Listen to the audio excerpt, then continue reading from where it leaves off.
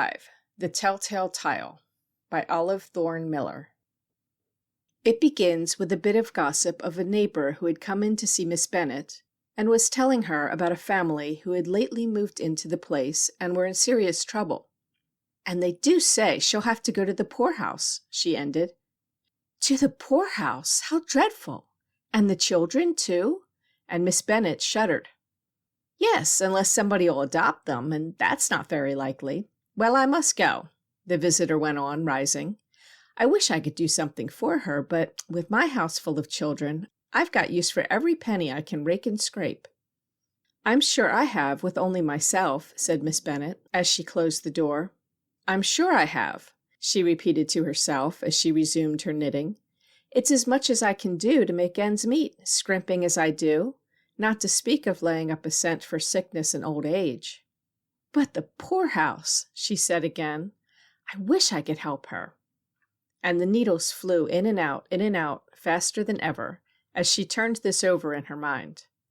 "I might give up something," she said at last, "though I don't know what, unless, she said slowly, thinking of her one luxury, "unless I give up my tea, and it don't seem as if I could do that."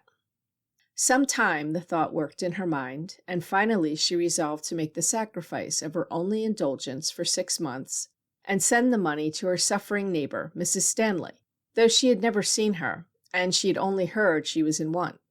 How much of a sacrifice that was you can hardly guess, you, Christy, who have so many luxuries.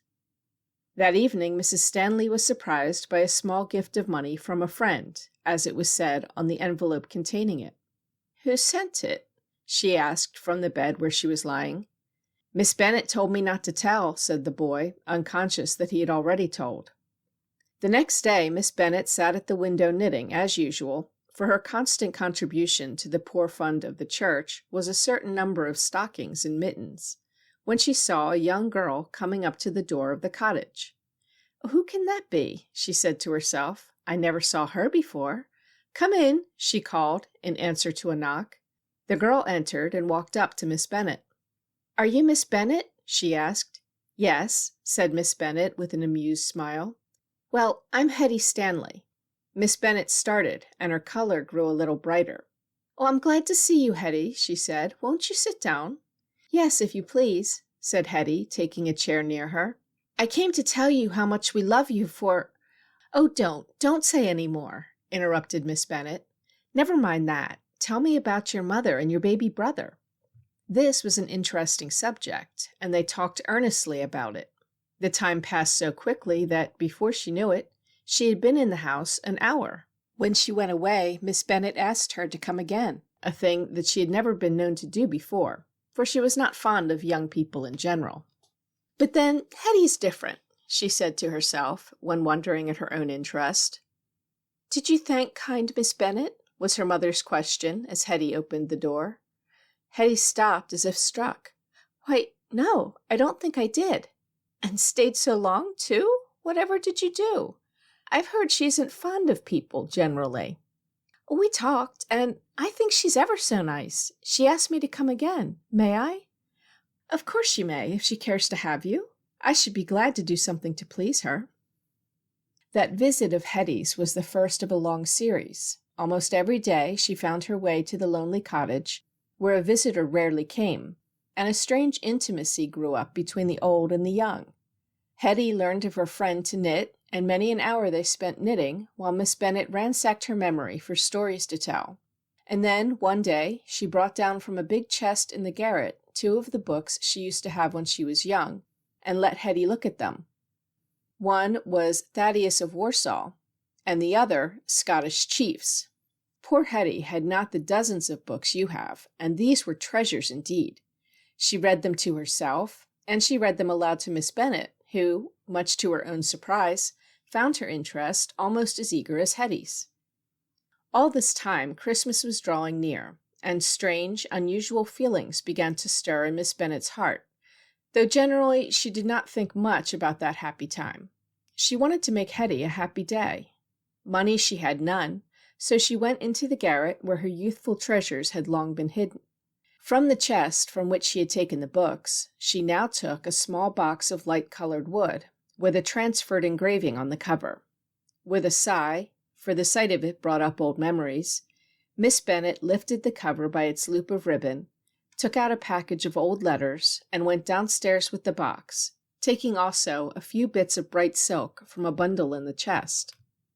"I can fit it up for a work-box," she said, "and I'm sure Hetty will like it." For many days after this, Miss Bennet had her secret work, which she carefully hid when she saw Hetty coming. Slowly, in this way, she made a pretty needle-book, a tiny pin-cushion, and an emery bag like a big strawberry. Then, from her own scanty stock, she added needles, pins, thread, and her only pair of small scissors, scoured to the last extreme of brightness. One thing only she had to buy, a thimble, and that she bought for a penny, of brass so bright it was quite as handsome as gold. Very pretty the little box looked when full. In the bottom lay a quilted lining, which had always been there, and upon this the fittings she had made. Besides this, Miss Bennet knit a pair of mittens for each of Hetty's brothers and sisters. The happiest girl in town on Christmas morning was Hetty Stanley. To begin with, she had the delight of giving the mittens to the children, and when she ran over to tell Miss Bennet how pleased they were, she was surprised by the present of the odd little work-box and its pretty contents. Christmas was over all too soon, and New Year's, and it was about the middle of January that the time came which, all her life, Miss Bennet had dreaded, the time when she should be helpless. She had not the money enough to hire a girl, and so the only thing she could imagine when that day should come was her special horror, the poorhouse. But that good deed of hers had already borne fruit, and was still bearing. When Hetty came over one day, and found her dear friend lying on the floor as if dead, she was dreadfully frightened, of course, but she ran after the neighbors and the doctor, and bustled about the house as if she belonged to it. Miss Bennet was not dead. She had a slight stroke of paralysis, and though she was soon better, and would be able to talk, and probably to knit, and possibly to get about the house, she would never be able to live alone and do everything for herself as she had done. So the doctor told the neighbors who came in to help, and so Hetty heard as she listened eagerly for news. "Oh, of course she can't live there any longer. She'll have to go to the hospital," said one woman. "Or to the poorhouse, more likely," said another. "Oh, she'll hate that," said the first speaker. "I've heard her shudder over the poorhouse." "She shall never go there," declared Hetty with blazing eyes. "Hoity-toity, who's to prevent?" said the second speaker, turning a look of disdain on Hetty. "I am," was the fearless answer. "I know all Miss Bennet's ways, and I can take care of her, and I will," went on Hetty indignantly. And turning suddenly, she was surprised to find Miss Bennet's eyes fixed on her with an eager, questioning look. "There, she understands. She's better," cried Hetty. "Mayn't I stay and take care of you, dear Miss Bennet?" she asked, running up to the bed. "Yes, you may," interrupted the doctor, seeing the look on his patient's face. "But you mustn't agitate her now. And now, my good women," turning to the others, "I think she can get along with her young friend here, whom I happen to know is a womanly young girl, and will be attentive and careful." They took the hint and went away, and the doctor gave directions to Hetty what to do, telling her she must not leave Miss Bennet. So she was now regularly installed as nurse and housekeeper. Days and weeks rolled by. Miss Bennet was able to be up in her chair, to talk and knit, and to walk about the house, but was not able to be left alone. Indeed, she had a horror of being left alone. She could not bear Hetty out of her sight, and Hetty's mother was very willing to spare her, for she had many mouths to fill. To provide food for two out of what had been scrimping for one was a problem, but Miss Bennet ate very little, and she did not resume her tea, so they managed to get along and not really suffer. One day Hetty sat by the fire with her precious box on her knee, which she was putting to rights for the 20th time. The box was empty, and her sharp young eyes noticed a little dust on the silk lining. "I think I'll take this out and dust it," she said to Miss Bennet, "if you don't mind." "Oh, do as you like with it," answered Miss Bennet. "It is yours." So she carefully lifted the silk, which stuck a little. "Why, here's something under it," she said, "an old paper, and it has writing on." "Bring it to me," said Miss Bennet. "Perhaps it's a letter I've forgotten." Hetty brought it. "Why, it's Father's writing," said Miss Bennet, looking closely at the faded paper. "And what can it mean? I never saw it before. It says, 'Look and ye shall find.' That's a Bible text. And what is this under it? 'A word to the wise is sufficient.' I don't understand. He must have put it there himself, for I never took that lining out. I thought it was fastened. What can it mean?" And she pondered over it long, and all day seemed absent-minded. After tea, when they sat before the kitchen fire as they always did, with only firelight flickering and dancing on the walls while they knitted or told stories or talked, she told Hetty about her father, that they had lived comfortably in this house which he built, and that everybody supposed that he had plenty of money and would leave enough to take care of his only child, but that when he died suddenly nothing had been found, and nothing ever had been, from that day to this. "Part of the place I let to John Thompson, Hetty, and that rent is all I have to live on. I don't know what makes me think of old times so tonight." "I know," said Hetty. "It's that paper. And I know what it reminds me of," she suddenly shouted, in a way very unusual with her. "It's that tile over there." And she jumped up and ran to the side of the fireplace and put her hand on the tile she meant. On each side of the fireplace was a row of tiles. They were Bible subjects, and Miss Bennet had often told Hetty the story of each one, and also the stories she used to make up about them when she was young. The one Hetty had her hand on now bore the picture of a woman standing before a closed door, and below her the words of the yellow bit of paper, "Look, and ye shall find." "I always thought there was something different about that," said Hetty eagerly. "And you told me your father talked to you about what to seek in the world when he was gone away, and other things." "Yes, so he did," said Miss Bennet thoughtfully. "Come to think of it, he said a great deal about it, and in a meaning way. I don't understand it," she said slowly, turning it over in her mind. "I do!" cried Hetty enthusiastically. "I believe you are to seek here. I believe it's loose." And she tried to shake it. "It is loose!" she cried excitedly. "Oh, Miss Bennet, may I take it out?" Miss Bennet had turned deadly pale. "Yes," she gasped, hardly knowing what she expected, or dared to hope. A sudden push from Hetty's strong fingers, and the tile slipped out at one side and fell to the floor. Behind it was an opening into the brickwork. Hetty thrust in her hand. "There's something in here," she said in an awed tone. "A light," said Miss Bennet hoarsely. There was not a candle in the house, but Hetty seized a brand from the fire and held it up and looked in. "It looks like bags tied up," she cried. "Oh, come here yourself."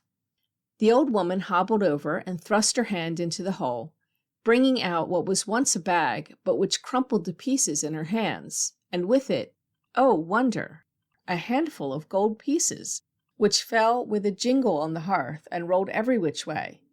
"My father's money! Oh, Hetty!" was all she could say, and she seized a chair to keep from falling, while Hetty was nearly wild and talked like a crazy person. "Oh, goody, goody! Now you can have things to eat, and we can have a candle, and you won't have to go to the poorhouse." "No, indeed, you dear child!" cried Miss Bennet, who had found her voice. "Thanks to you, you blessing!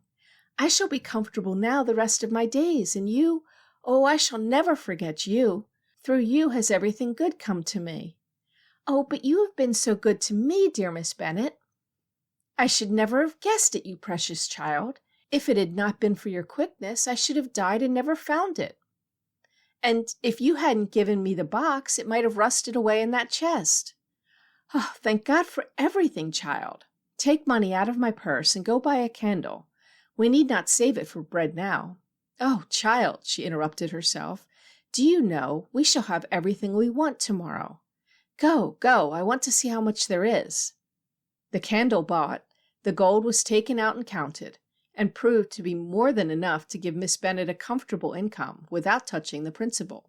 It was put back and the tile replaced, as the safest place to keep it till morning, when Miss Bennet intended to put it into a bank. But though they went to bed, there was not a wink of sleep for Miss Bennet, for planning what she would do. There were 1,000 things she wanted to do first.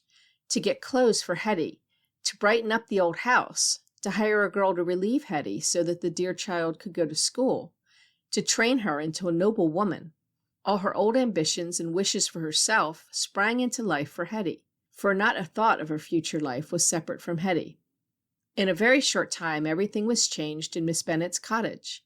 She had publicly adopted Hetty and announced her as her heir. A girl had been installed in the kitchen, and Hetty, in pretty new clothes, had begun school.